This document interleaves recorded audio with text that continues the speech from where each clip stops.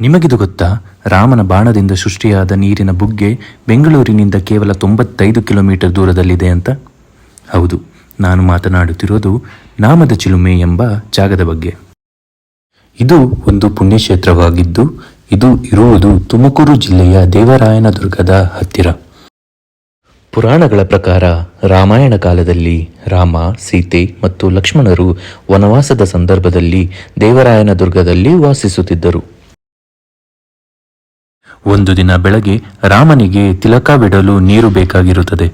ಎಲ್ಲ ಕಡೆ ಹುಡುಕಿ ನೀರು ಸಿಗದಿದ್ದಾಗ ರಾಮ ಬಾಣವನ್ನು ಬಂಡೆಯೊಂದರ ಮೇಲೆ ಪ್ರಯೋಗಿಸುತ್ತಾನೆ. ರಾಮ ಬಿಟ್ಟಂತಹ ಆ ಬಾಣ ಬಂಡೆಯನ್ನು ಸೀಳಿ ಭೂಮಿಯಿಂದ ನೀರನ್ನು ಚಿಮ್ಮಿಸುತ್ತದೆ. ಆ ನೀರಿನಿಂದ ರಾಮ ತಿಲಕವನ್ನು ಇಟ್ಟುಕೊಳ್ಳುತ್ತಾನೆ. ಆದ್ದರಿಂದ ಈ ಜಾಗಕ್ಕೆ ನಾಮದ ಚಿಲುಮೆ ಎಂಬ ಹೆಸರು ಬಂತು. ಅಂದಿನಿಂದ ಇಂದಿನವರೆಗೂ ಈ ಬಂಡೆಯಿಂದ ನೀರು ನಿರಂತರವಾಗಿ ಚಿಮ್ಮುತ್ತಲೇ ಇದೆ.